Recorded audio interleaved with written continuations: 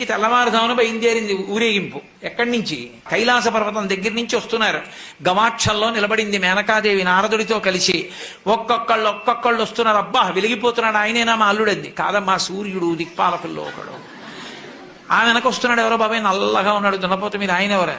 మీ అల్లుడు కాదు, బెంగపెట్టుకోబోయే యమధర్మరాజు గారు. ఆ వెనకాతలు అబ్బా చల్లగా ఎంత బాగున్నాడో, ఎవరు? చంద్రుడు, మీ అల్లుడు కాడు.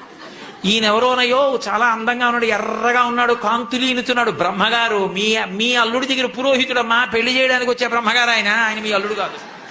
ఓ అలాగా, ఇతనెవరో నీలమేఘశ్యాముడు, చాలా అందంగా ఉన్నాడు. శాంతాకారం భుజగచైనం పద్మనాభం సురీశం.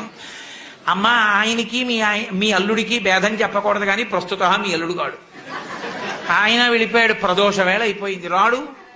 వెడుతూనే ఉంది ఊరేగింపు. వస్తున్నారు మగపెళ్లివారు. అలా ఆఖరికి ఒక ఆయన వచ్చాడు. చుట్టూ భూతప్రేత పిశాచాలున్నాయి, ప్రమదగణాలున్నాయి. మధ్యలో దిగంబరంగా తాండవం చేస్తూ వస్తున్నాడు. అడగలేదు మేనకాదేవి ఆయన అల్లుడా అని. నారదుడే చెప్పాడు, ఆయనే మీ అల్లుడమ్మా అని మెట్లు దిగి వెళ్ళిపోయాడు.